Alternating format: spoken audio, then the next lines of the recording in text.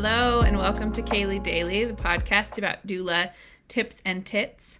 I am Kaylee Harrod, your host and doula and childbirth educator. I am also the creator of the Birth Prep Blueprint, which is comprehensive, holistic childbirth and postpartum education, all virtual, so it can be done from anywhere in the world, which is pretty awesome. And then it's taught by me. It's made by me. One of the big things about it, this is not what this episode is about, but is that so many childbirth education classes have pictures of only small bodies and heterosexual couples and white families. And so the graphics in my childbirth education are incredibly diverse, very intentionally, because that matters to me. It matters because my family is diverse. It matters because I don't live in a small body. It matters because that actually is representative of the families that I guide. I have guided hundreds of families through postpartum, pregnancy, birth, and postpartum in that order. And I would love to guide you too. So there's more info about the class below. But that's not what we're talking about at the moment. At the moment, we are talking about, what are we talking about? What's the question for today? Today's question is, how do you know that labor is imminent? I apologize. My doula brain is kicking in today. So what are some things that don't mean labor is imminent? So let's talk about a few things. First of all, one thing I hear a lot is people say, I lost my mucus plug, or the baby dropped, or some version of that, right? Or like even more abstract things like I'm like nesting or like really irritated, or a whole number of things, honestly. None of those things mean your baby is imminently coming out, okay? So I really want to hammer this in because I remember my first pregnancy. There were a few things that happened. Little side note about me and my life. Baby number one, my son is named Jabari. He's 11. I was pregnant with him and he was enormous. He was an 11-pound baby, y'all. He was huge. So at 37 weeks, mind you, I knew very little about anything about birth at that point. So I had an OB appointment. My OB checked my cervix at 37 weeks. I was 3 centimeters dilated, which means I had been losing bits of mucus plug for a while. That's part of why he checked my cervix, because he was trying to figure out what was happening. And he's like, any day now, that baby's going to come. And I would just like for you to take a quick guess at which day this baby did in fact come. He was born on May 11th with a scheduled C-section with some complications that were unforeseen ahead of time.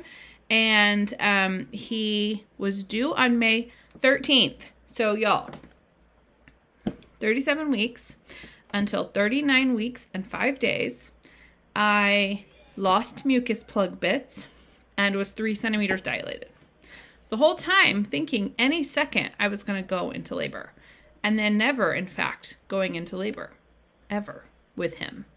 So I have some pent up frustration about this topic, I think, but also I hear so many clients say, well, the baby has dropped. So, and I'm like, so what? Like, that's great. Awesome. Wonderful. It does not mean you're about to have this baby, and it certainly is not any kind of timeline, okay? Now, things like losing your mucus plug, baby getting lower, having some Braxton Hicks contractions, wanting to nest, being more irritated, those are all positive signs that labor might be coming soon, but none of them mean that you're about to have the baby, okay? Now, on the flip side, let's say you're 40 weeks or 39 weeks and you consent to a vaginal exam, which, by the way, aside from complications, you're not learning a whole lot with those vaginal exams. I think one of the things that happens sometimes in pregnancy is if it's your first time having a baby, then you don't really know what to compare it to. And so you just assume what's happening in your pregnancy is actually normal and what all providers do. One thing I know now is that lots of providers don't do those cervical exams in pregnancy unless there's bleeding or something that they're concerned about. Why? Because it actually doesn't give us that much information, right? So, that's just a little quick tip to know. But you can also be 39 weeks, 40 weeks, get a vaginal exam and be zero, like literally closed. Okay. This is a true story. I had a client call me and say, you know, I'm 0 centimeters, Kaylee. I'm never going to have this baby. She was 39 weeks. And I said, you know what? I've had other clients go into labor after being 0 centimeters. And that's true. That's true. I have had that happen. And she was like, okay, you know, you're always so optimistic and encouraging. You're like, that was kind of the vibe, right? Like, okay, all right, I'm going to be okay. It's going to be fine. And not that long later, she called me back like, I think I'm in labor. And I was like, seriously? Are you joking? Because we literally just had that conversation. So what I mean when I say that is the only thing that absolutely tells us you're about to have this baby is you going into labor. And lacking some of those other signs, like not feeling the need to nest, not losing a ton of mucus ahead of time, not having the feeling of your baby dropping, whatever you think that might feel like, does not mean the baby's not about to come. And also, those things don't mean birth is imminent, okay? One huge thing for me in my class, in my doula work, in my education, in all of it, is that people understand and have good mindsets of what to expect, because expectation drives a lot of our satisfaction with things, right? So when we're talking about birth trauma, we're talking about satisfaction in the birth experience, then understanding what's happening and having a good mindset is a huge piece of that. So knowing that if you have Braxton Hicks or you're losing some mucus or your baby feels a lot lower, those are all really good signs, right? Then that can be an encouraging thing rather than feeling like that means the baby's coming today or tomorrow.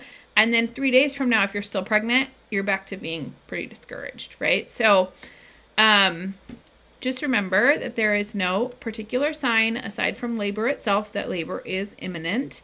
And also, feeling not much of anything doesn't mean labor is not going to happen. Part of the process of giving birth is being patient and waiting for when your little one is ready to come, right? And sure, sometimes they need a little nudge here and there, right? But that's not today's topic. So if you have not already, I want you to subscribe to this on whatever platform you're watching it on or listening to it on, because you don't want to miss these episodes. They typically come out weekly unless a baby sabotages the best of plans. Also, there's a link in my bio about checking out my birth class, the Birth Prep Blueprint. That is a really comprehensive look at things like this. So I really go into like what to expect. How does it start? How do you know you're in labor? How do you know labor will progress, etc., etc., etc. Okay. As a reminder, this is not medical advice. This is in fact education and entertainment. And so for your own medical advice, please talk to your medical team. Okay. Have lovely, well-informed births, and I will see you at the next episode.